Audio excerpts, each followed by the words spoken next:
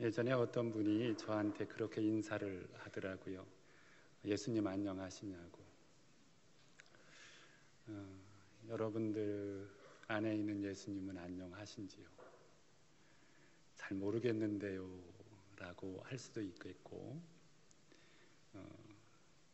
하여튼 여러 가지 대답을 할 수 있겠는데 한 번쯤 돌아봤으면 좋겠습니다. 예수님이 예루살렘에 입성하신 후 일주일간의 시간들, 일주일간에 있었던 일들을 기록한 것이 12장부터 21장까지의 내용입니다. 요한복음이 21장까지 있으니 사실은 이 3년 동안의 공생애 중에 그 일주일 요 기간 동안의 기록이 얼마나 중요한지 거의 반 이상을 차지하고 있는 것을 확인하게 됩니다. 이제 3년간의 공생애를 정리하고 마무리하는 그 시간들을 지금 보내고 계신 거예요. 이 십자가를 앞에 두시고요.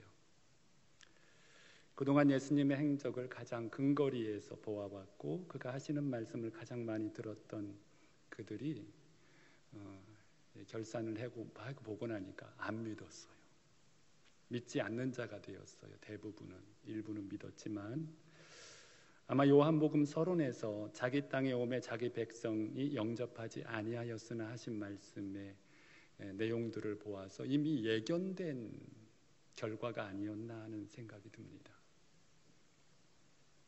이 사실을 본문은 이사야 53장 1절의 말씀을 인용해서 또 설명하는데요. 사실 이사야가 살던 시대의 그 이사야의 사역과 예수님이 지금 십자가를 향하여 가는 그 공생애의 삶이 아마도 비슷한 흡사한 내용들이 아니었나 하는 생각이 듭니다. 이사야는 이스라엘의 미래에 대해서 하나님의 말씀을 전했습니다. 근데 아무도 들어주질 않았어요. 회개하고 돌이키라. 이대로 가면 망한다. 그런 말씀을 하셨는데 자신의 전 생애를 다 들여서 하나님 앞에 순종하는 마음으로 복음을 전했는데 그들은 돌아오지 않았습니다. 여러분들은 그 이사야 선지자의 이러한 그 결과를 보고 그는 실패한 선지자인가 성공한 선지자인가 어떻게 평가할 것 같습니까? 오늘 만약에 이렇게 목회를 한다면 그 목사님은 목회 잘한 목사님이야 라고 말할 수 있을까? 그렇게 말을 할까? 여러분들은 어떻게 생각하시는지요? 그런데 그런 일들이 지금 예수님에게 재현되고 있는 겁니다. 예수님에게 지금 그런 일들이 이루어지고 있는 거예요. 바로 이사야의 말씀을 인용해서 주여 우리에게서 들은 바를 누가 믿었으며 주의 팔이 누구에게 나타났나이까? 여기서 들은 바라고 하는 것은 예수님의 그동안에 하신 말씀이에요. 그리고 주의 팔이라고 하는 것은 그가 행하신 이적입니다. 그들은 주님의 말씀을 들었고 주님이 행하신 이적을 보았지만 그들은 결국 예수님을 믿지 않았고 십자가에 못 박아 죽이는 일을 했습니다. 성도 여러분, 지금 우리 자신을 한번 좀 돌아봤으면 좋겠어요. 나의 믿음 안녕한가? 나는 지금 어떻게 주님을 잘 섬기고 있는가?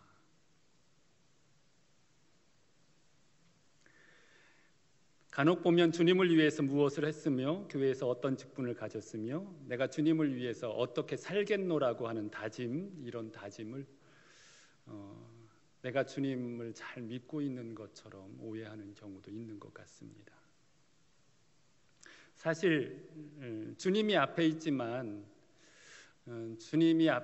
주님을 알아보지 못하고 또 아무런 관계가 없이 지금 살아가는 그런 이들의 모습처럼 하나님을 위한 행위는 있는데 예수님과의 관계는 없는 우리의 모습이 있을 수도 있다는 거예요.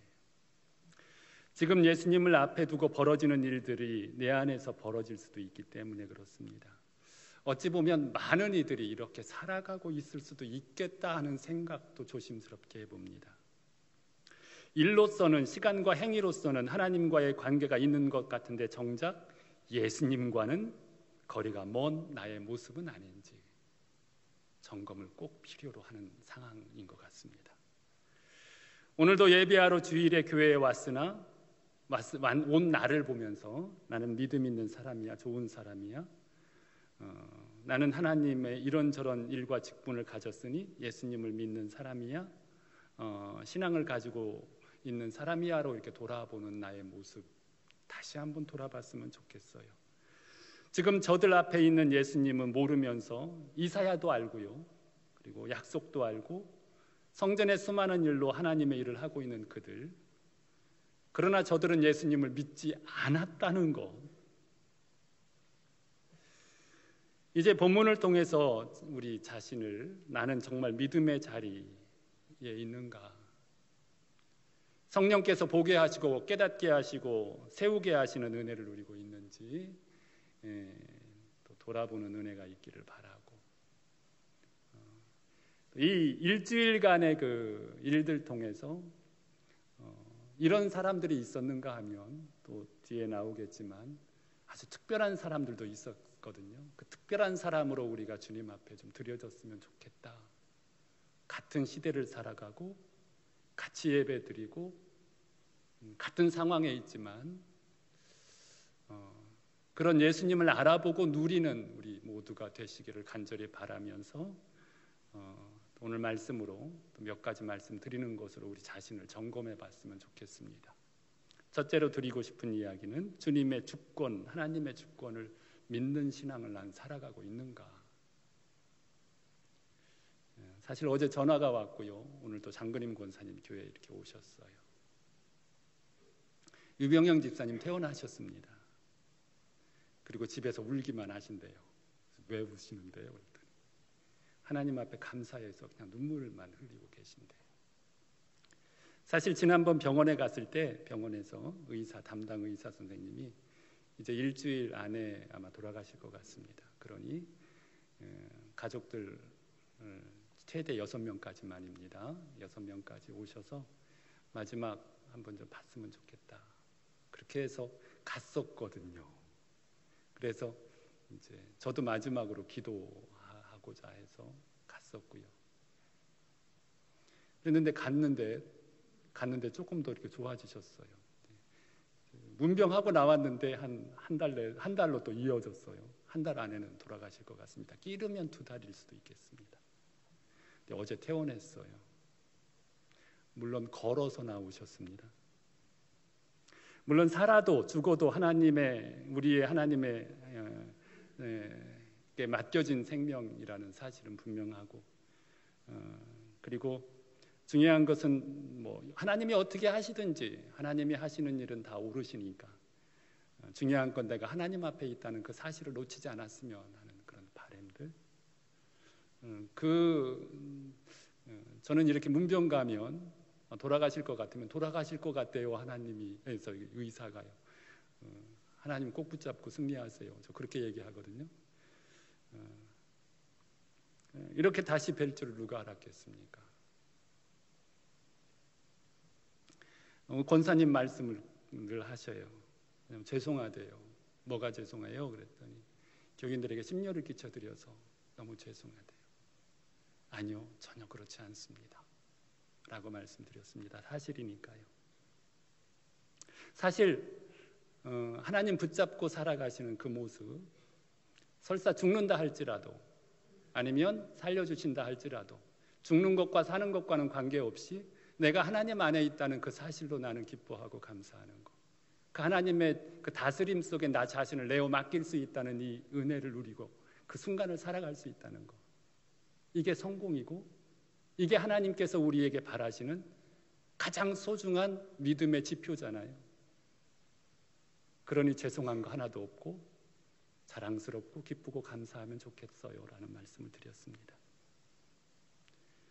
여러분, 예수님은 3년 6개월 동안 이 공생의 기간을 지나시면서 천국 복음을 전하시고 각종 이적을 행하셨습니다.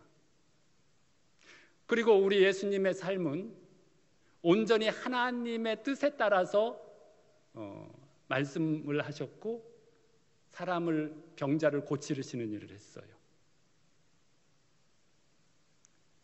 그런데 그 결과가 뭐냐라고 하는 거예요. 그 결과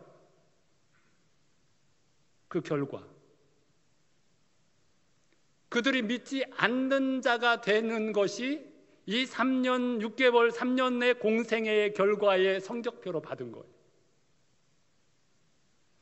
하나님의 뜻을 따라서 자신을 내어 맡기며 복음을 전했고 나를 본 자는 아버지를 봤다라고 당당하게 이야기할 만큼 그 성부 하나님 앞에 온전히 자기 자신을 드린 인생을 삶을 사셨는데 이 지금 마지막 정리하는 성적표를 받아보니 저들이 믿지 않았더라라고. 아마도 예수님의 삶은 요한복음 1장에 말씀드렸던 것처럼 이미 어떤 결과가 만들어질 거라고 하는 이 사실을 알고 오신 이 3년의 공생애가 아닐까. 이렇게 될 줄 알면서 말씀을 전했고 이렇게 될 줄 알면서 그들 앞에서 표적, 그들 보라고 그것 보고 나 믿으라고 하는 이 이적이라고 표현하지 않고 표적이라고 표현하잖아요. 요한복음에. 이적에 고치는 거에 목적이 있는 것이 아니라 이것을 통해서 나를 메시아로 하나님의 아들로 인정하게 하기 위한 거라는 거예요. 이게 표적이에요. 그런데 결과가 이렇단 말입니다.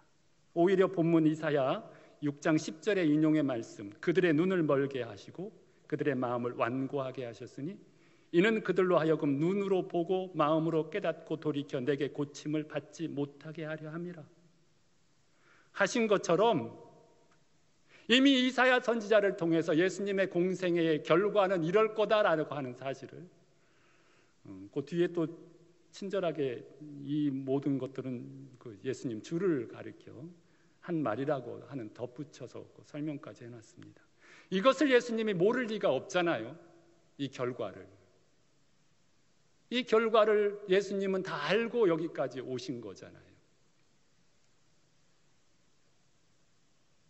성도 여러분, 예수님은 어떤 마음으로 여기까지 이거 다 결과가 이렇게 될 것을 알면서도 여기까지 왜 이렇게 오셨을까? 예수님의 성공의 기준은 뭘까? 예수님의 성공의 기준이요. 예수님이 나를 따르라고 하셨을 때 우리도 이 성공의 기준을 따라 살아가야 하는 게 믿음입니다. 사실은. 목사님 그렇게 해봐야 별 볼 일 없어요.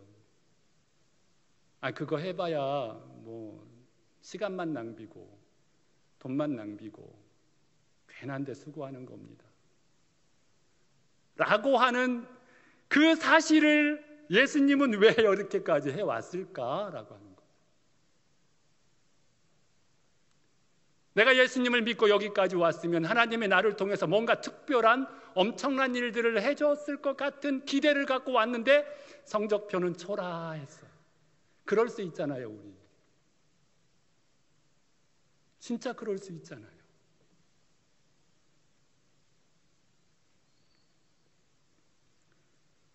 여러분 삶의 이유를 어디에다 두셔야 하겠습니까? 이 보수 보면서요.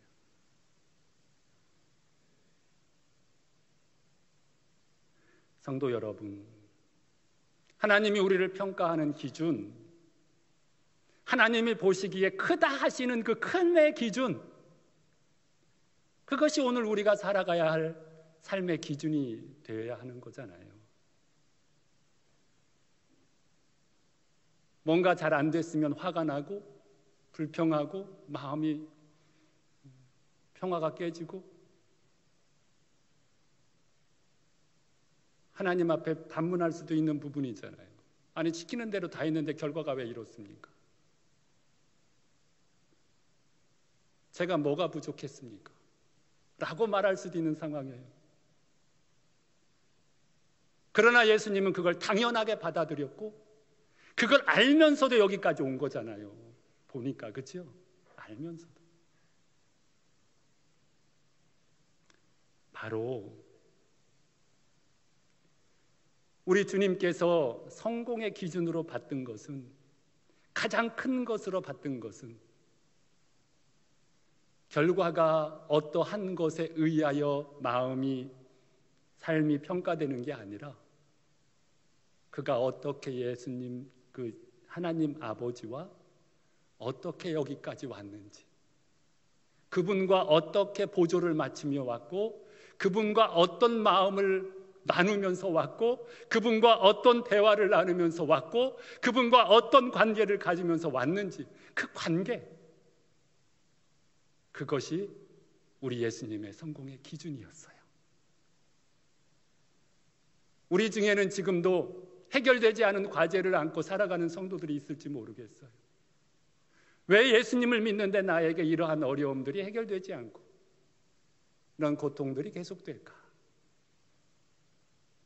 여러분, 이제 마음을 조금 더 한 걸음 더 나가서, 이제 아무도 안 믿어도, 내가 그렇게 수고하고 애썼는데도 불구하고, 그렇게 순종하며 살았는데도 불구하고 아무 일이 벌어지지 않고 오히려 저들이 더 강박해지는 자가 된다 할지라도,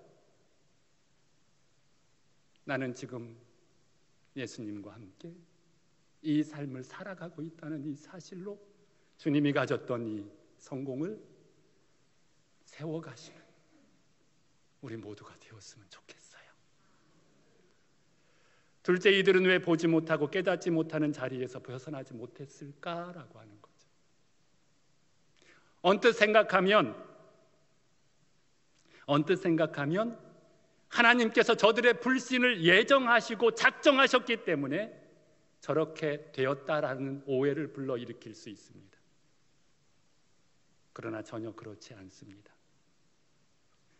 여러분, 이사야 시대 때 예루살렘의 죄악을 보고, 유대의 죄악을 보고 이사야는 그들의 멸망을 선포했어요. 빨리 돌이켜 회개하라 라고요. 그런데 그들은 회개하고 돌이키지 않았습니다. 그리고 종국에는 예루살렘 성전은 파괴됐고, 백성들은 무수히 죽었고 포로로 잡혀갔고, 그런 상황이 벌어졌어요. 그런데 하나님은 거기에서 죄악으로 물든 이스라엘 백성들을 다시 성결케 해서 새롭게 성전을 세우시고 예수님의 족보 역사를 이어가는 새로운 믿음의 역사를 일으켜 세우셨습니다. 이미 하나님께서는 그 역사를 보고 계셨던 거예요.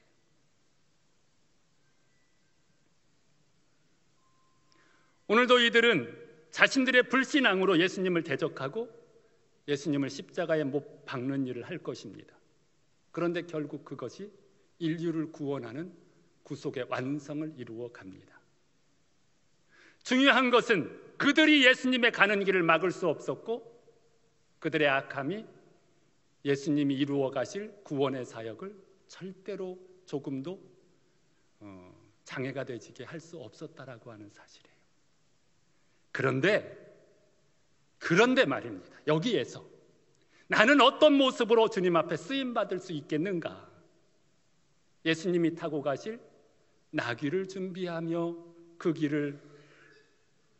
시기를 살아가는 사람도 있고, 향유를 부어드리는 여인처럼 살아갈 수도 있고, 마지막 유월절을 잡수시도록 준비하는 이름 없는 어떤 사람처럼 그렇게 예수님의 가시는 그 길을 아름답게 해드리는 그런 쓰임으로 그 순간을 살아갈 수도 있다는 그 사실입니다.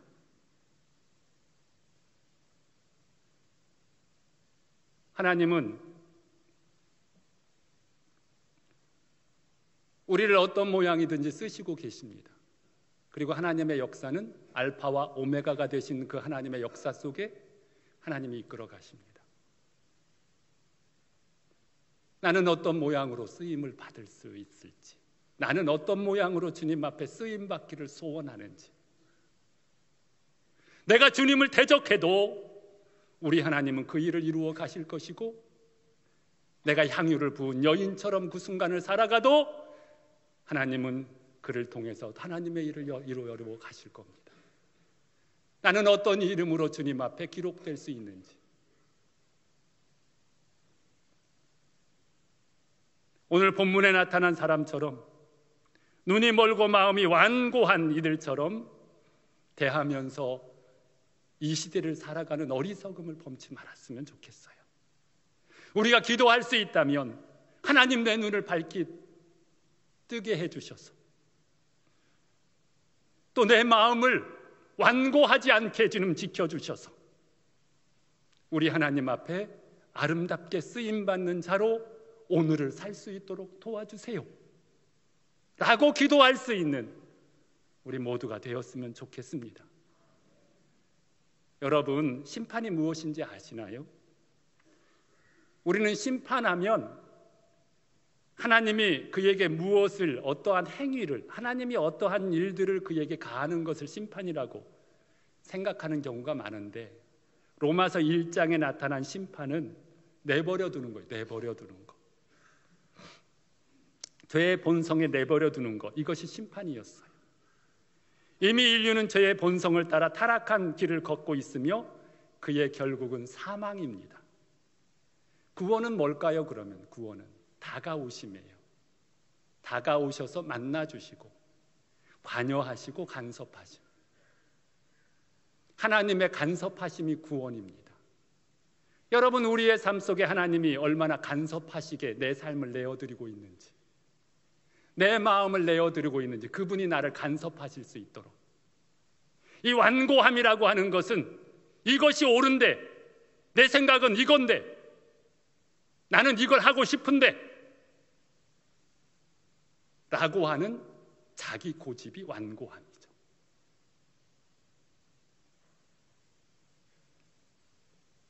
주님이 다가오는 걸 거부하는 거, 주님이 나를 간섭하시는 것을 거부하는 거, 그래서 그 거부가 내버려둠이 되게 하는 거, 이게 뭐예요? 심판인 거예요. 그러면 우리가 그 완고함에서 벗어날 수 있는 방법, 방금 말씀드렸듯이 주님 나를 간섭해 주세요, 관여해 주세요, 상관해 주세요. 만약 내가 그 하나님이 상관해 주지 아니하시면 죄악으로 갈 수밖에 없는 연약함을 가지고 있는 죄인일진데, 만약 내가 그 길로 간다면 나에게 회초리를 들어서라도 나를 옳은 길로 인도해 주세요 라고 하며 주님의 간섭하실 수 있는 마음의 문을, 삶의 길을 열어놓고 살아가는 것, 그래야 목사의 이야기도 들릴 거 아니겠습니까?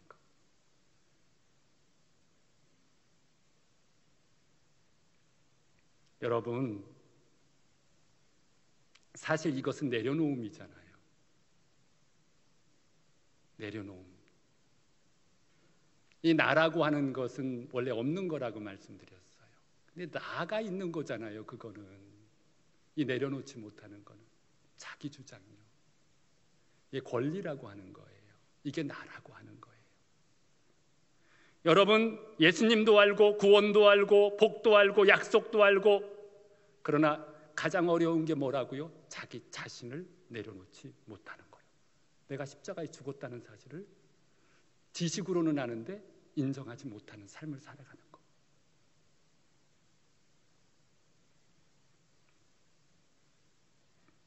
성도 여러분, 잊지 마셔야 할 것이 있습니다. 36절 마지막 절에 예수님이 숨으셨어요.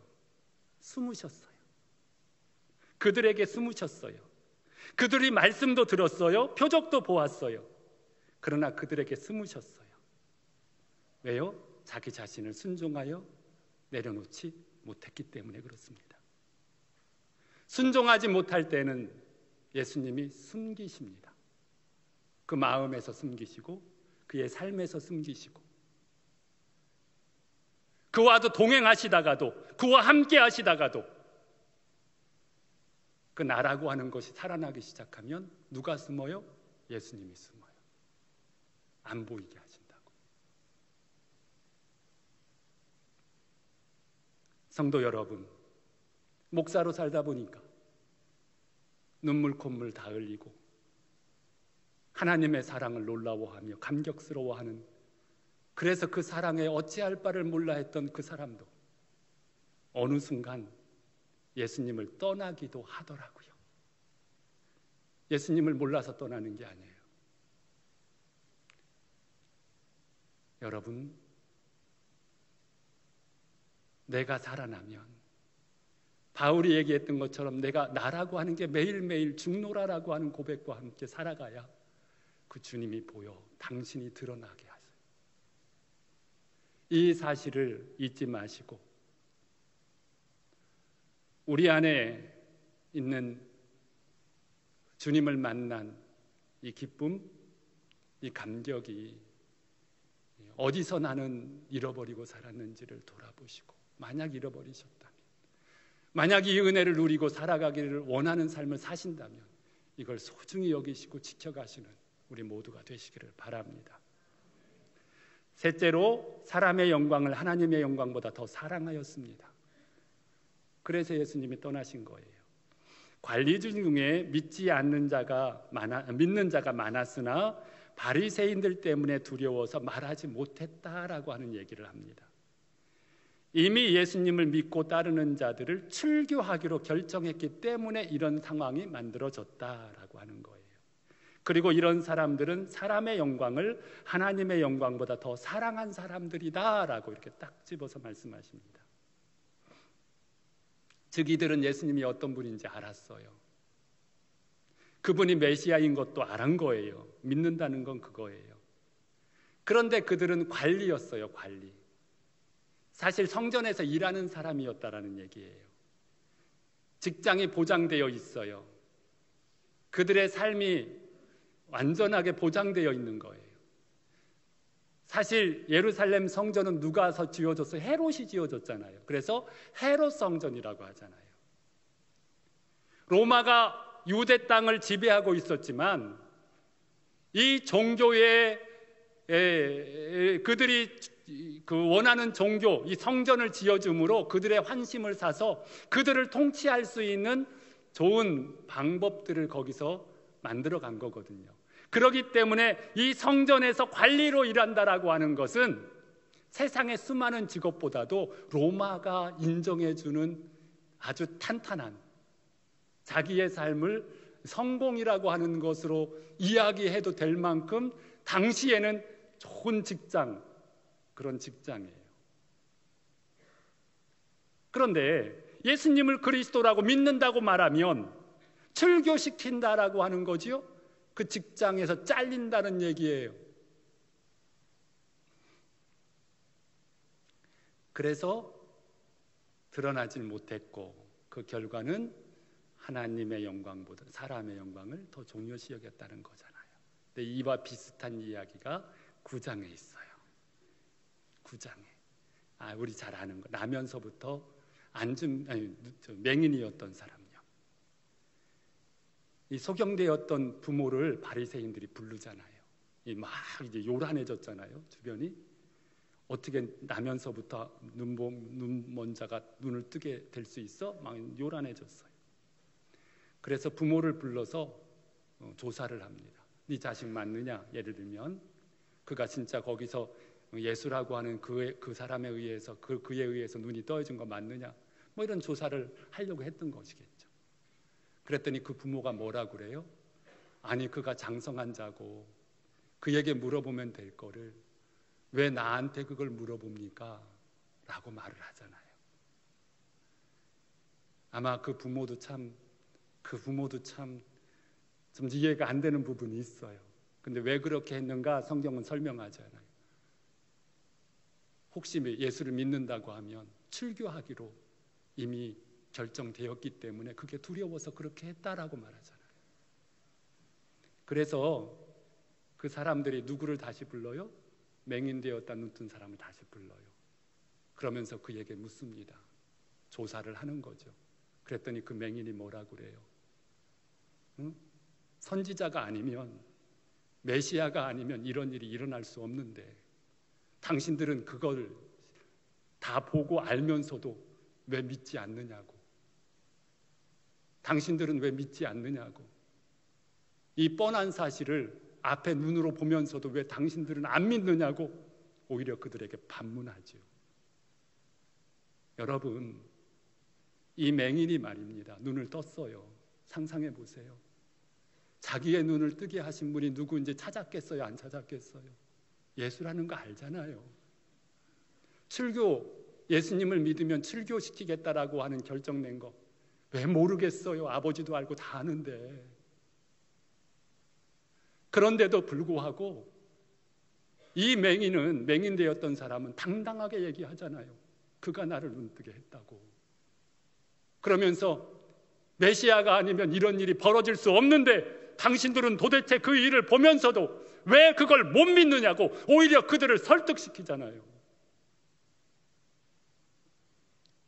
여러분, 이렇게 간단하게 말씀을 드리지만 이 맹인과 그때까지 일어났던 일들을 보면 아주 복잡한 일들이 엄청나게 많이 일어났었어요. 그런데 예수님이 그때까지 이 맹인을 한 번도 찾아오지 않았어요. 그런데 이 사람들에게 그렇게 이야기를 하고 그 사람들은 출교도 못 시켜. 결국은 출교당하지도 않았어요. 쫓아냈어요. 그 맹인 되었던 사람을. 그때 누가 기다리고 있어요? 그를 누가 찾아와요? 예수님이 찾아오잖아요. 예수님이 찾아와서 그를 만나기 시작하잖아요. 그와 대화를 나누기 시작하잖아요. 여러분, 고침받았다는 게 무슨 의미인지 아시죠? 구원받았다는 거예요. 하나님의 은혜를 입었다는 거, 하나님의 사랑을 받았다는 거. 여러분, 그때까지는 고침받은 이후까지는 예수님이 그가 참 소란하고 막 그의 주변이 떠들썩했었을 때도 한 번도 찾아오지 않아요. 어느 때 찾아왔다고요? 이 출교라고 하는 그 사실을 알면서도 예수님을 시인하고 그분에 대하여 이야기했을 때 예수님은 그가 나오는 그 앞에서 기다리고 있잖아요.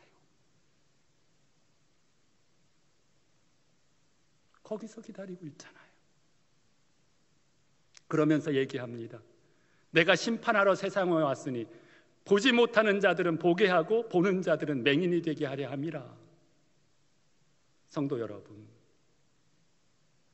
오늘 하나님께서는 우리의 믿음을 이렇게 이 과정을 겪게 할 때가 분명히 있어요. 이게 하나님이에요. 오늘을 살아가면서도 있을 수 있고, 크게는 이렇게 내가 소중히 여기는 어떠한 것, 이 출교라고 하는 이 절대절명의 이 일 앞에서 주님은 우리에게 물으실 거예요. 묻는 상황을 주실 거예요. 어떤 사람은 관리들처럼 살아갈 거예요. 어떤 사람은 소경처럼 말할 거예요. 여러분들은 어떻게 말하시고 살았는지 모르겠어요. 성도 여러분, 사실 교회에 다니는 이들이 예수님을 몰라서 은혜를 못 받는 게 아니에요. 그분이 나를 얼마나 사랑하는지를 몰라서 우리의 삶에서 주님의 사랑을 마음껏 누리지 못하는 게 아니에요. 알아요, 다. 그분이 살아계시다는 것도 알아요. 그분이 나를 사랑하신다는 것도 알아요. 그분이 나를 구원하셨다는 것도 알아요. 그런데 이 출교라고 하는 것 앞에서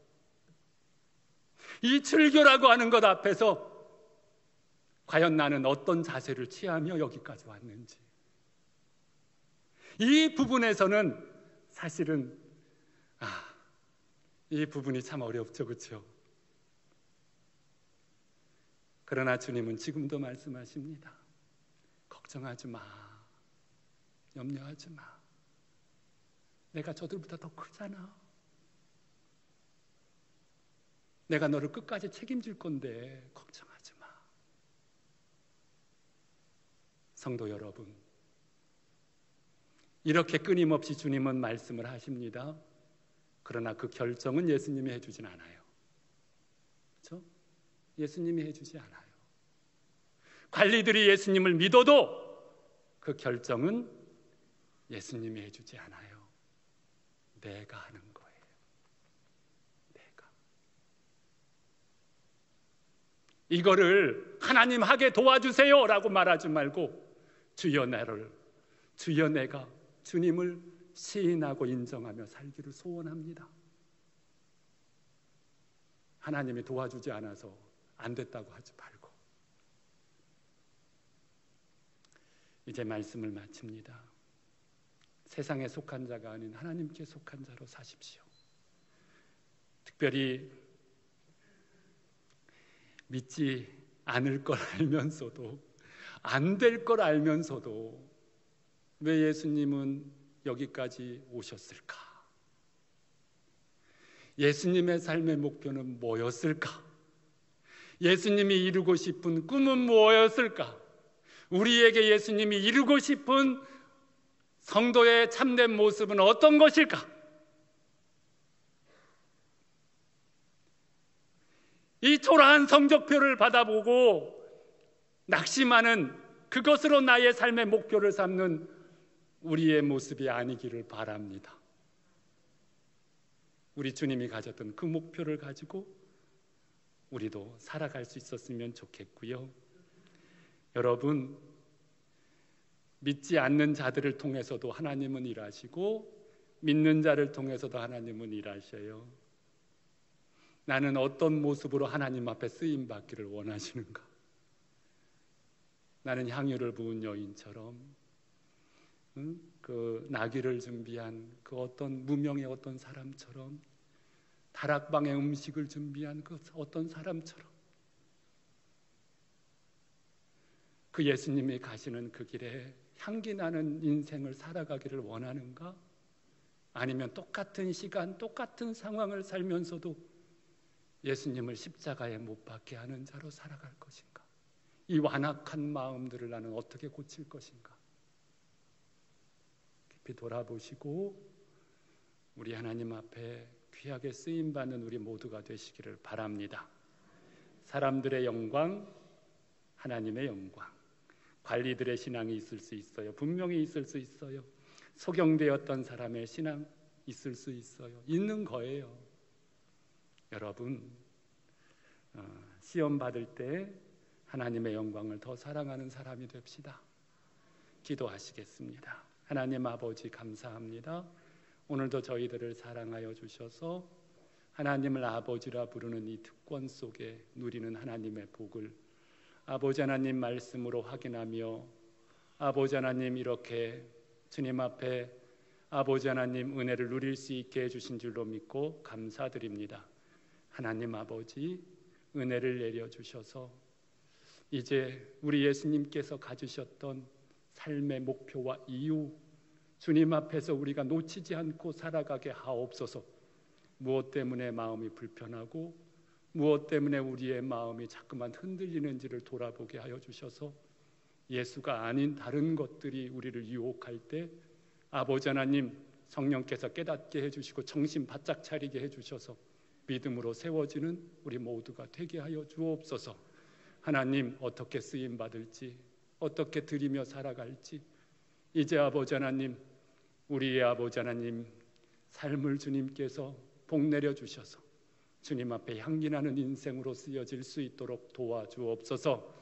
아버지, 사람의 영광, 하나님의 영광, 이 둘 사이에서 머뭇거리지 말게 하여 주시고 주님, 하나님의 영광을 위하여 온전히 드려지는 하나님의 사람들이 다 되게 해 주시옵소서.